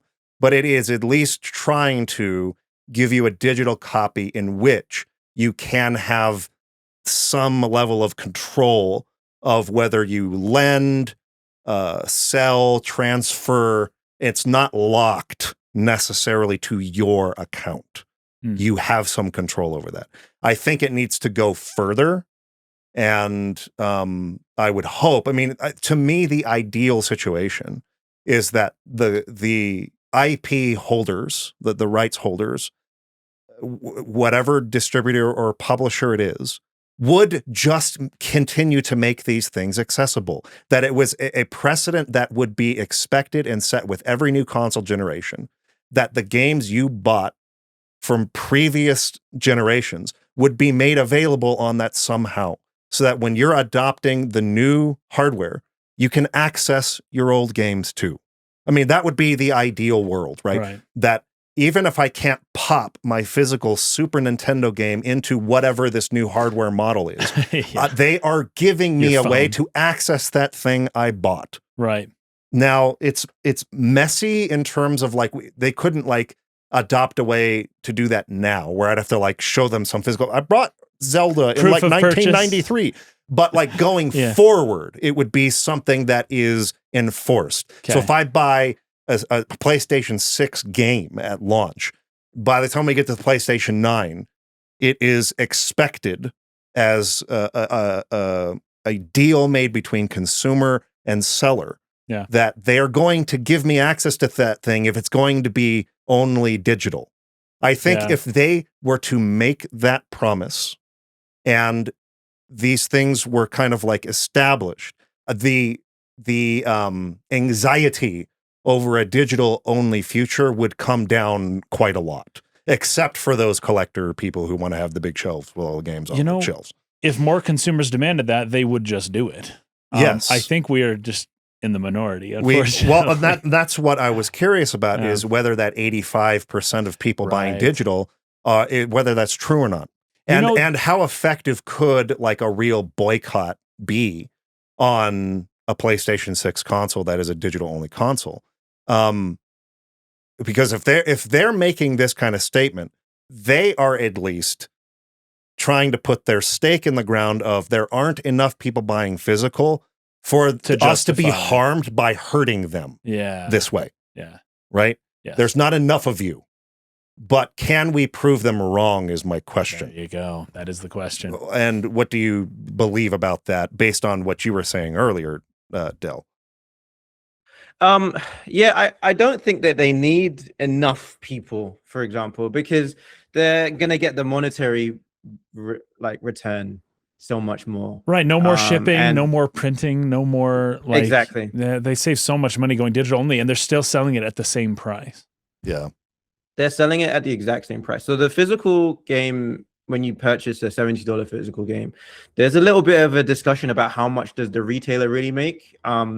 People keep citing that the retailer or the store makes like $20 to $25. And then I've spoken to actual retailers, like I've literally gone into the game stores and they're just like, we do not make $25. We make between $10 and $15 on every title. And then, but then you have to, so you're taking $15 away, for example, and then you minus the $3 for manufacturing the disc and the case and the printing, all of that. Sony is printing their own stuff, so they get it at a very low cost, right? They don't pay another company. But the distribution and shipping, that's for like let's say it's like $4 per disc. It's going to be 10 after like the tariff problems that we're having right now. That's right. So that's like an issue that could compound. Does digital circumvent the tariff thing? I wonder if that's also another. Yes, it does. Okay, interesting. Yes, that's another incentive. You do not have to worry about a physical tariff if you're not shipping a physical product. Yeah, that makes sense. Correct. Because that's done at the ports. Yeah. Exactly. So that whole issue is circumvented. And then once you talk about like the wholesale prices of just holding it, the logistics, maybe that's like a couple of dollars, but basically your $70 game that you purchase, maybe about $44 goes to PlayStation when you buy the physical copy of the game. But for a digital copy, you pay $70, and then what do they pay, like $1 for like credit card processing or servers or all of that stuff? When you add all of that price up, they keep a lot more. They keep maybe the $69 versus $70. So that's like 50-ish% more that they're making. So even if a lot of people opt out, as long as they can be ahead of that fact that they're getting 50% more in every digital sale. That's a pretty big number. It's a large enough number that you're going to be like, well, that guy who championed our console, or that girl who's got a fantastic PlayStation collection that she throws up on Instagram. Like, I'm just happy to lose those people because I'm going to get 50% more. So yeah, there's very just good too much point. financial incentive. Very good point. And so what is the solution then? The trade-off, you mean? Does it need? Yeah, sure. That's a good point too. I mean, like, how do we address these concerns, and like, what would the path forward even be to like get some legislation moving to where these consumer rights and a legitimate sort of like you're saying, like, branch of government leading the charge on the preserving of the culture and access. Like, I don't know the answer to that, but like, who do we need to get in contact with? And how much will it cost? How much? Yeah. I have thoughts on that because I don't believe you can stop PlayStation from making physical discs. You just can't force them. But what you can do is create some sort of, like we said, incentive to be like, okay, cool, you're taking that away from the consumer. You have to give them something back. Just basic consumer rights, for example. Where we're like, all right, cool, they're not allowed to this, but you need to give them the full digital DRM version when it comes off the store, or something to that effect. Like, you could, technically, that's possible to legislate. The problem is there's currently an American company, like I said, PlayStation is a US company now based in San Francisco since 2016, during a very anti-consumer time in government. So now is the time to do this. So it's going to be a lot harder to pull that back if you have another administration come in that's much more consumer friendly, or is concerned about these things more so. So I don't know what the fix is. I just know now is a good time to do all of this stuff. Yeah. So interesting. Yeah. Actually, that's a really good point. And then I'm thinking as well, gosh, you also want to make sure that companies, you don't want to stifle innovation. You don't want to stifle new developers jumping into the industry by over-regulating it and requiring so much of these companies. And if the company folds, the company folds. Now what happens to the games? Well, does the government have to raid their offices and take their servers to make sure that in 4 years that they still have it available to be preserved because no one else is there at the office? There's all sorts of weird logistics that get into play there. And I don't even know. I'm not married to a lot of, like what we've said today. I just think it's interesting to talk about and think about. And we got to start thinking about it. Yeah. Like, public domain wasn't a thing until people started having these discussions where it was like, wait a second, like who owns Shakespeare? Well, look, we all do at this point. So when does that happen for games? And it's got to be sooner than later, all that stuff. The incentivize, make sure that corporations feel like they have gotten maximal profits by the time they let these IPs go, right? As long as they feel like they got their due, they got their investment, whatever it was, that the government isn't stepping in early before the profits have completely finished rolling in, because you don't want things that stifle innovation or that keep people from pursuing making more and more games, right, in the future. You want to make sure that the government policies are such that investors will continue to see this as a viable thing to invest in, right? Make more video games, as opposed to the government is stepping in too early. Don't make games in America, make them somewhere else. Or then anyways, you'll get isolated pockets if different countries have different like rules for this stuff. It's like at some point, it's like, look, it's too much of a hassle to sell in the EU. There won't be a European version of this game because we don't know if we can live up to their regulations and whatnot. I just want to make sure that there's like a delicate balance that you can ride between making sure the corporations feel like they have gotten fair treatment by the time the government says, okay, we now own this, and also making sure that the people can still access it once it's no longer available. Yeah. There's like a fine line there. I just want to make sure that that's and also I'm not sure there ever comes a time where a corporation would comply with the idea or 99% then we have maximized our profits on this thing, or that we're okay with letting it go. Typically when they delete it from their servers is when that would happen. Sure. Is what I would think. If they're at that point, that should automatically mean we're conceding the property into the public domain. Yes. They should know that that's what that means. But how do you know when the company deleted it from their server? It's like they have to file a report. If they don't want to lose IP ownership over that, then they just have to have an end-of-life plan to make sure it's still made available somehow. This doesn't sound that difficult to me, but I'm sure someone in the comments is going to bring up all sorts of reasons why it's a bad idea. And this is kind of where it sounds reasonable to me. I'll kind of like conclude my thoughts on this. You were talking about like the reasons to start having this conversation, not because we have the solution to it, Right. I don't but think rather we do to yet. stimulate somebody out there who might be listening, Hmm. who might have an avenue or connections or a way to No. begin a movement or something that could work out a solution to this. You never know who's listening, and you never know what connections they have or whatever. So we Right. need to start having these conversations about video games, because video games have been around now, finally, long enough Yeah. to where the degradation of physical media starts to become a A real legitimate concern. thing. Yeah. And companies are now moving into this digital only space that we've been foreseeing for quite a while. The fulfillment of the concerns are here. It's no longer like a thing on the horizon. It's here. So what do we do now in order to, one, preserve our culture, and two, preserve our rights as consumers? We got to do something.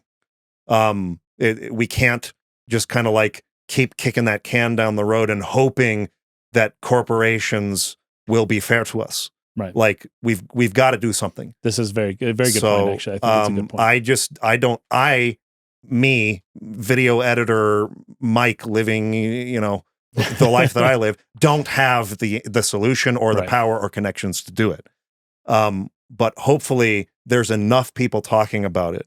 There's enough people like stirring up this conversation now to where the people in those positions can see, oh, this is something we need to, make a priority and start like working on some legislation for. So anyway. I love it. In the future, once when the 70-year-old Congress people when we are also 70 years old, meaning that when the millennials are finally Congress people in 40 years, then this will actually become a concern, because we're the first generation to really actually even care about this stuff. Yeah. So it may still be a way out. That's a little pessimistic outlook for me, but at some point it will happen, because video games are too pervasive. They're too culture defining for any country, especially like Japan or others, to be like, yeah, we don't care about preserving that. Like at some point, the Antiquities Department steps in and says, no, we're going to make sure that this sticks around. Right. I just wish it would happen sooner than later.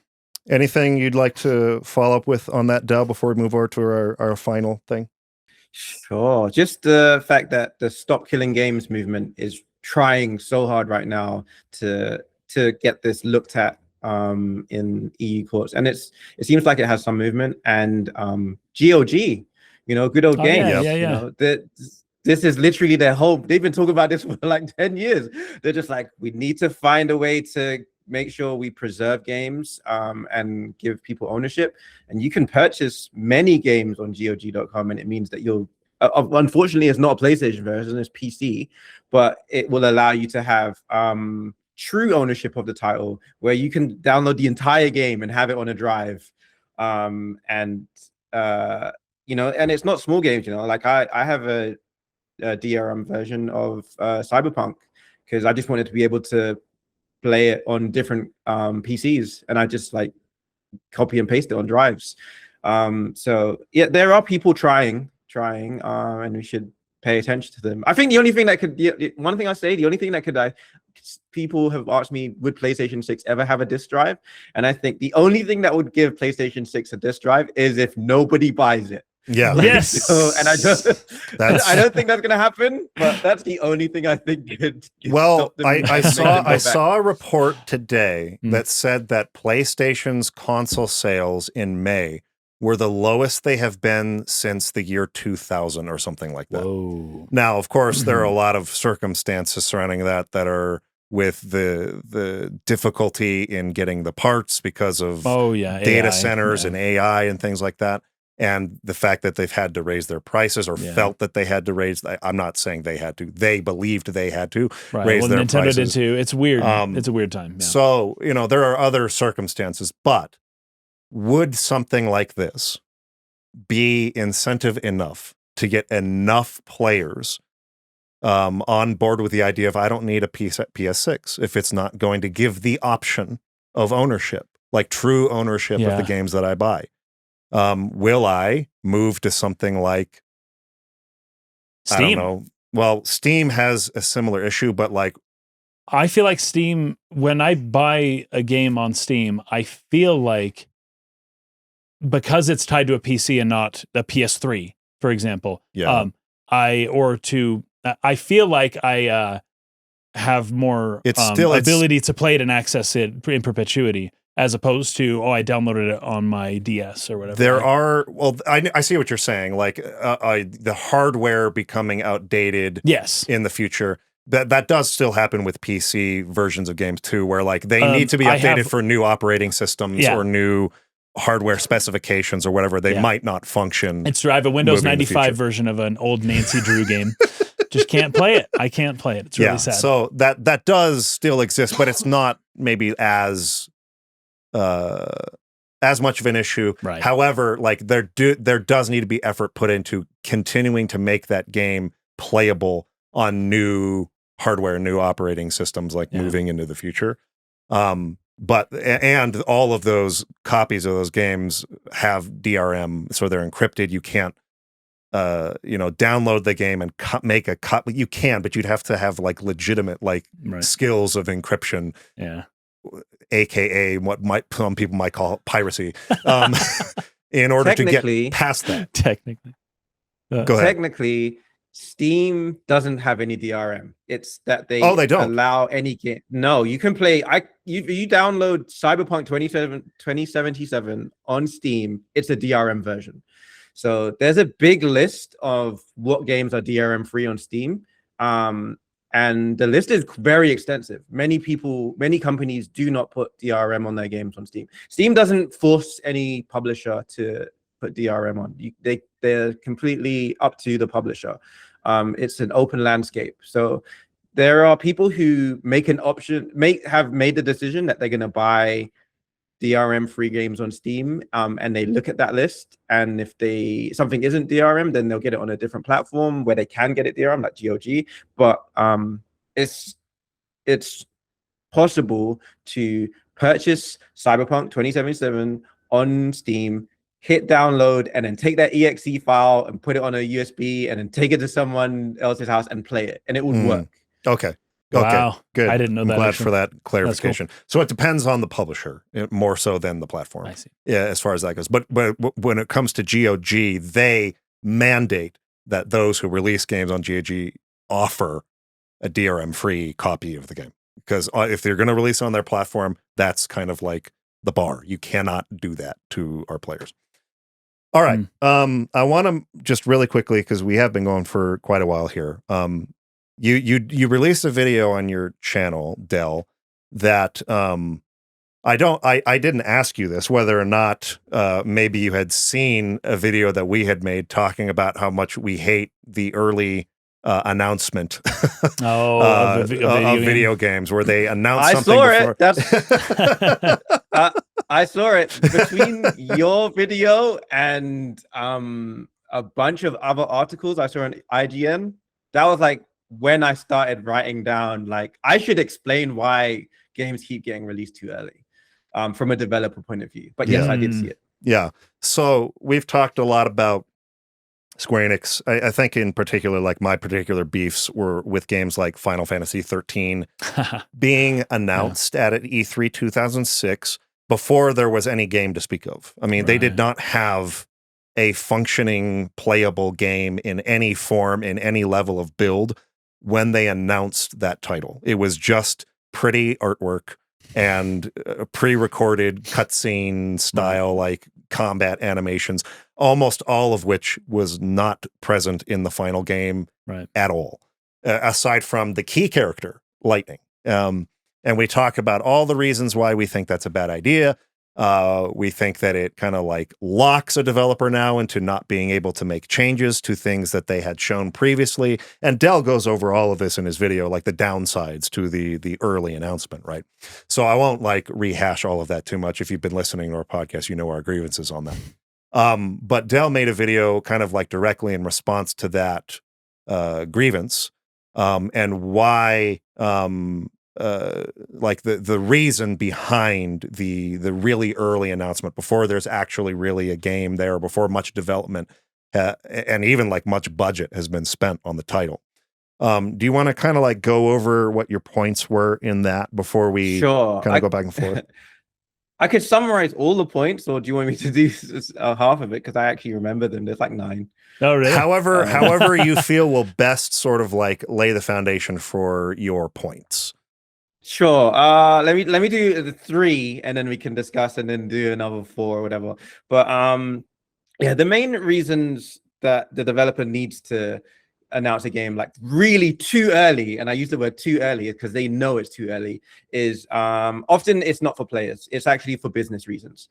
And so one of the business reasons is that they need to secure funding or publisher investment or like confidence. And so there is often a case where it's a you're theorizing how successful an IP will be received. And you don't really know, but if you can get a really good early trailer in, and it gets like 10 million views, it's so much easier to go to the publisher and be like, actually, we need another $100 million for this game. The publisher funding is a big thing, and like sentiment, trying to drum up sentiment so the publisher can be like, okay, we're going to back this. But the other thing is you need to hire, and you need to find really good talent. And games are now at this weird place. They're at this strange place where they're so complex and they're so high fidelity, and they need so much like super talent. So you need to attract the top developers, and often you need to relocate them. And so you need to convince them with something like amazing, because say your trailer is only like, I don't know, 20 seconds, and 16 of those seconds is a logo. Like it can be the difference between getting like the extra 25 people you need who really make the difference and get this game shipped, or not being able to find the talent because they're just like, well, I'm coming off the back of big X title number 10, and do I really need to leave there to go to work at your studio? Because a lot of creatives aren't actually incentivized by financial reasons. It's often like, okay, if I'm going to be stuck working on this thing for 3 or 4 years, I better freaking like it. It's a massive ask. I know, because it happened to me. I left the country I'm from to come to the US because this is where the cool games are at. And so that's a massive factor for sure. And then there's also leaks too. It can really harm your game if a game gets leaked early and gets bad sentiment. And also can kind of interrupt your big reveal, which you need for the publisher to have confidence in you.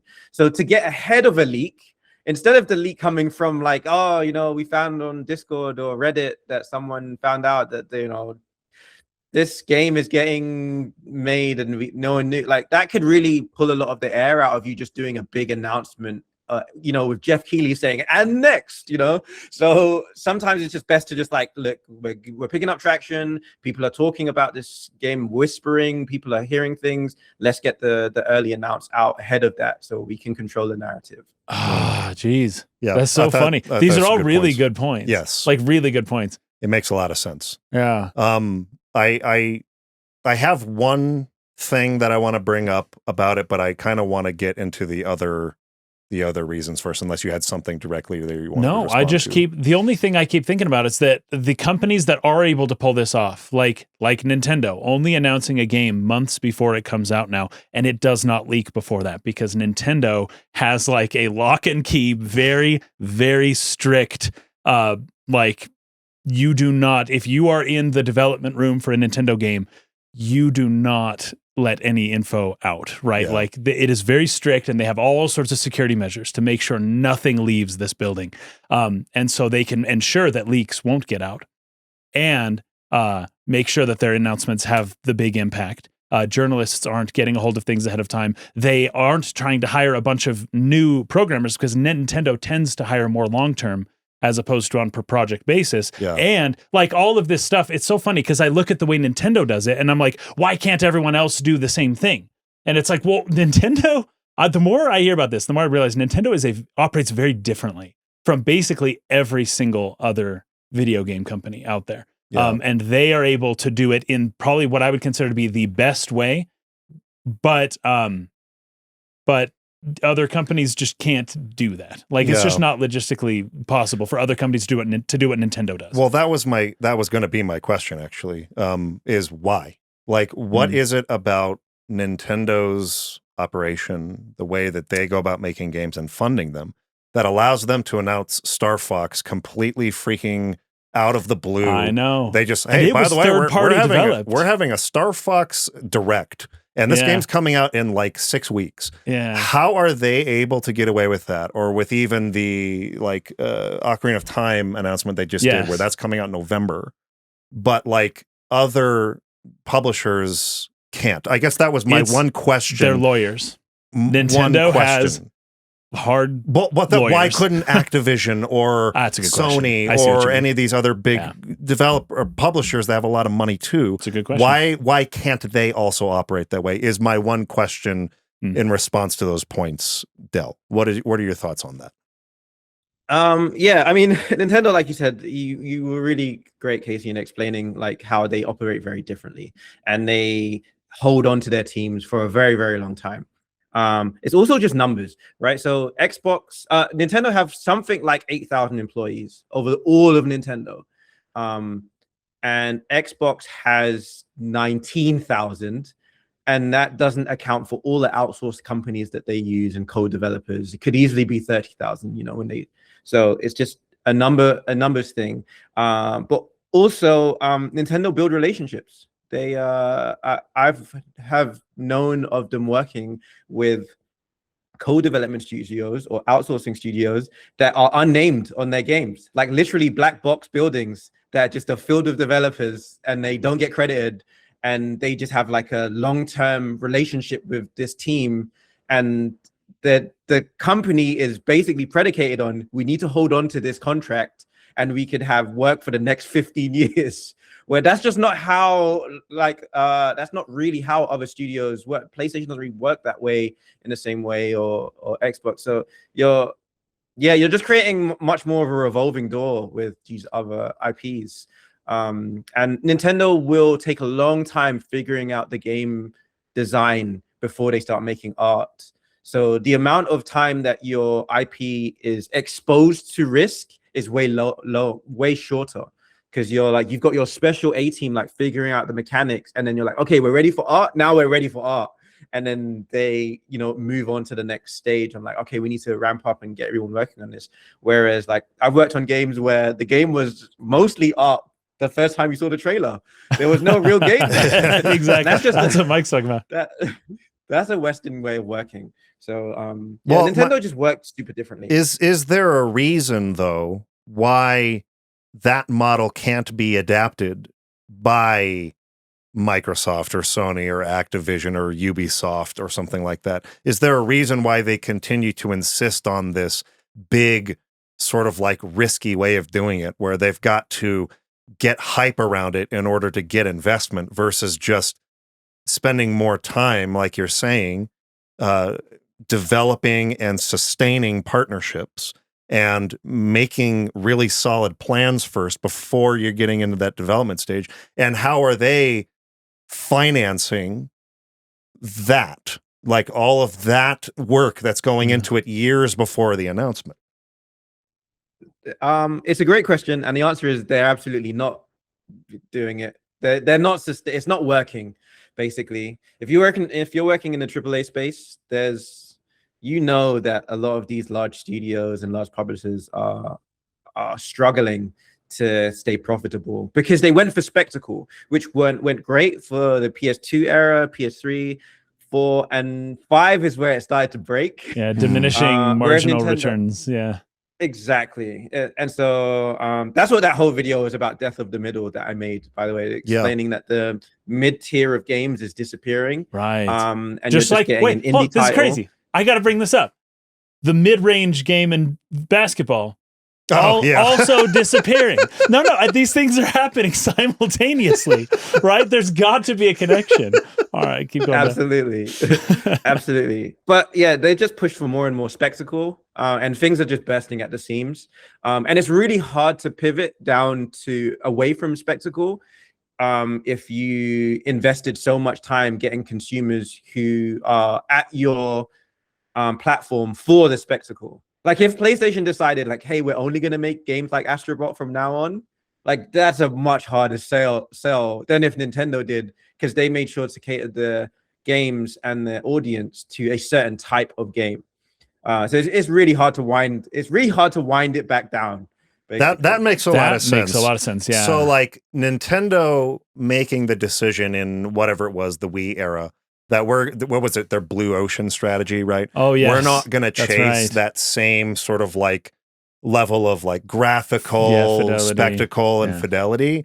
We're going to kind of prioritize our game design and maybe like way of interacting or trying in other ways to stand out in the market and not compete in that same red ocean that they're fighting over, has as a byproduct 15, 20 years later put their consumers in a position where they have a certain expectation for a Nintendo game that Sony's consumer base does not have. And so if they made more games like Nintendo does, would they be risking, like losing that sort of consumer or the trust of their consumers or something like that? And it does take 10 to 20 years to build that trust. If I were sitting in the room with investors and people, I would tell them it's really not as concerning as you think it is. Gamers tend to really care more about the game being fun, and keeping things affordable and this industry healthy in the long term. But I don't know whether they would believe me or not. So that is what it is. The data backs you up. You know? The data backs you up completely. You know, the average PlayStation owner is age 36. Yeah. Oh wow. Right now. Yeah, that's the average age of someone who owns a PlayStation. I think it's between 29 and 36. And I'm in my late 30s too, so that's me, you know? Yeah, that's too. Yeah, that's too. The largest market of people who are playing the largest market of gamers are people who play Minecraft and Roblox and Fortnite, and they're all the age of like 17 to like 23 basically, and those games don't have graphics. That's a good point. That's a good point. I really feel strongly about this. I just really think that this idea that like a core sort of section of the gaming audience cares about graphical power was a thing that existed in the console wars of the turn of the century, and just are not nearly as important anymore. I don't think. Yeah. I know people get really, really nitpicky about 60 frames per second and like those types of like performance issues that channels like Digital Foundry will kind of, present. Exploiter, and I know that there probably are legitimate concerns there about we need to meet a certain expectation for that kind of thing. But at the end of the day, man, like the most successful games in the world are rarely the cinematic God of Wars, not to say that they aren't, but to say that the most successful games are games that are just really freaking fun and innovative and have a unique style to them and probably came out of nowhere. They probably weren't something that had a like huge Minecraft. budget behind it in the first place. It was discovered and it was shared culturally and it kind of lit on fire. It's not something that you can just like spend your way into creating. And I think that needs to be and I'm sorry, Del, if I'm getting off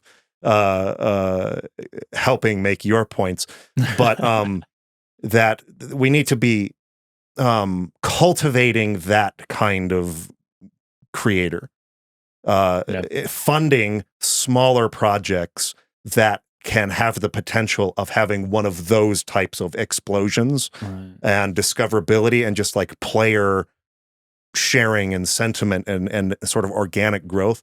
Because I just don't believe in the idea of we can spend $300 million, spend our way into a 50 million unit, game. I don't know if there's even an example of that. Is there? Am I wrong? There is.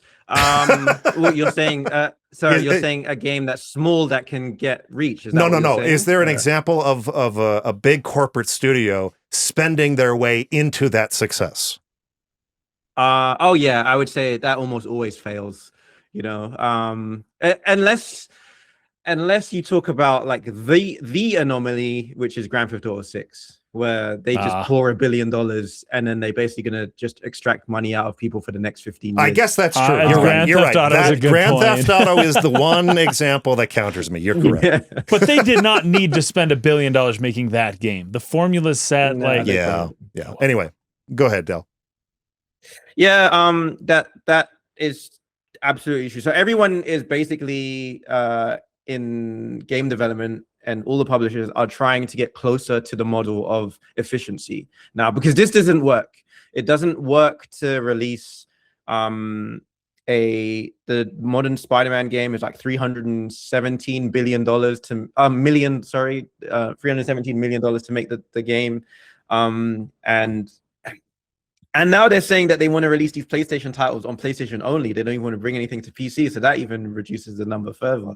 So there needs to be a serious solution, and yeah, it's also made more difficult because you're making most of these games in the West now, which is where it's much more expensive than it's ever been, and then it's just you lose out on like some weird games, or try some stuff that's different, or even something that's not an established IP.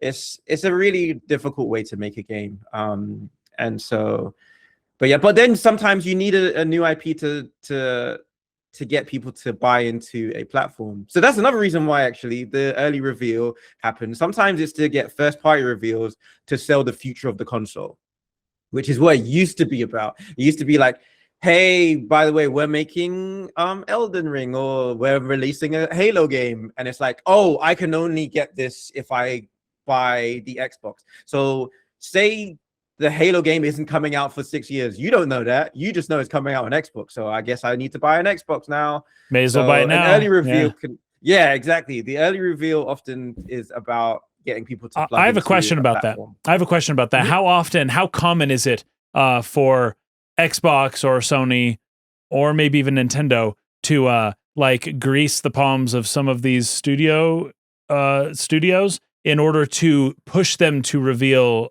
their projects that are going to come out on their console before they otherwise would have? Right? Yeah. Like, does Sony have very much muscle or sway, or do they just pay studios, say, hey, we'll give you money in advertising or something like that, and maybe some incentives if you reveal your trailer that's come for the game coming out on our console at this E3? Is that a thing? I mean, it's the client, right? It sounds like it should be a thing. I just have never heard anyone talk about it as being a thing. If they say we're funding your game, they can also say, and we want a trailer by next week. You know, like. But anyways, I've just been curious about that because I haven't heard anyone talk about it. I mean, absolutely. There's sometimes timed exclusives where, you know, it's going to release on this console before the others for a period of time. And then there's going to be some sort of agreement that maybe we're going to show it early because we're trying to incentivize people to buy the console. That absolutely does happen, even though it's a third party or it's an independent studio. Like, a lot of people think of Hideo Kojima as being a PlayStation studio, Kojima Productions. It's actually an indie studio. It's an independent studio. Right. He just has good relations with PlayStation, and they probably do have some sort of agreement where we're going to show it early for this reason to incentivize people to buy the PlayStation, etc. So, and then someone's hands getting greased for sure. Someone's hands getting greased for sure.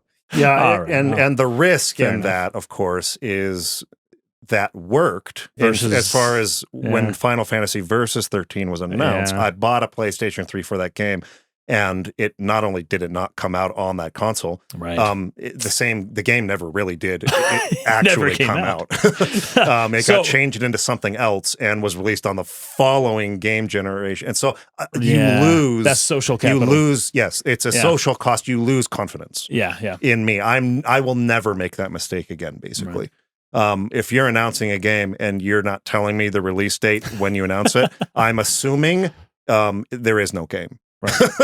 Basically, moving forward, it's an illusion. Yeah. Yeah, you've learned your lesson effectively. You know, we basically were the kids who grew up when they were still figuring all that stuff out, and now the downside is they've kind of used up all their goodwill. I Yeah. And know. so Yeah. we just know better now, you know. Yeah, but there's a ton of downsides for revealing early. It's just sometimes you're forced to. You don't really have a choice. Well, I feel Yeah. like that was a Gotcha. really enlightening That was video good. because it did bring up some of those points. I was like, oh, I see why. Like, if Yeah. you don't have the funding because of the way you're operating the business, right? So my critique should shift away from this is a stupid thing to do. Maybe it is, but like not recognizing that the people who are, let's just call it the artists, the developers or whatever, Sure. who are trying to raise the funds, like you said, fundraising, or like get the investors on board Yeah. or whatever to make the game, those profits, or I should say those funds don't exist. They have to go out there and get them.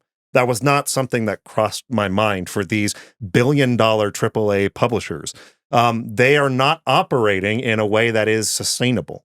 So they need to change their entire business model and entire strategy to where you can operate with in a way to where you can build a game and then announce it and release it right after that. That should be Should be or that ought to be in terms of building a healthy industry. Yeah. Like what we're shooting for, and it's Right. not in that state. But it's not like necessarily this idea of like lack of foresight or just like not seeing how you're shooting yourself in the foot. The fact that he brought to my attention that they can't make the game unless they do this because of how this business is operated was pretty eye-opening. And so I will take that into account from now on when I talk about this particular issue. I think that's good. Yeah. I Yeah. like that. There's also one point that I kind of skipped on. I don't even know if I put it in the video. It's that I think I did, but anyway, it's about Nintendo doesn't usually have to operate this, not just because they work on a different economic model, but also they're not making the same kind of games as the other publishers for the most part.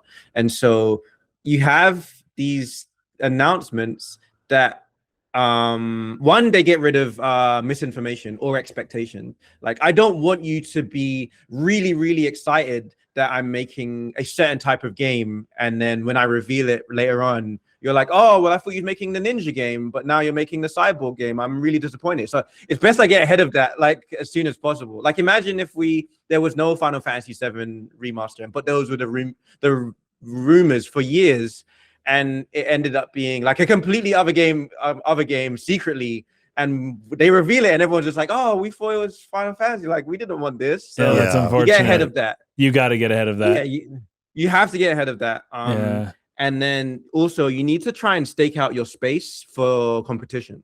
Mm. So I can't release my Spider-Man game the same week a Batman game is coming out. That's right. Like, I need to let everyone know, like, hey, this is my space. Like, this is my quarter, or this is the game I'm working on. You need to maneuver around me.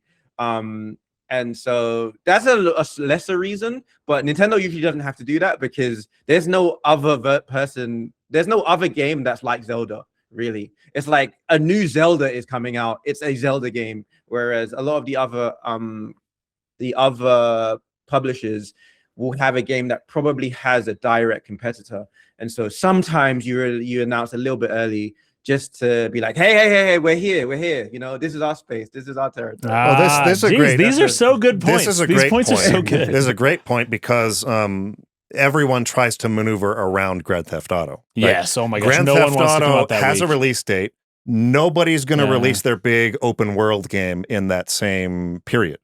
But then Grand Theft Auto gets delayed. Everyone else has to abandon their original plans to now we need to delay, or we need to release earlier, or whatever around them. So they don't need to worry about the early release because they're already the top dog, and whenever they say their game's coming out, everyone else maneuvers around them. Yes. Nintendo's probably in that same category. Yeah. Whereas other even AAA studios, they may be popular or whatever, but they're not that. They're not like you work around me when I announce my thing. Right.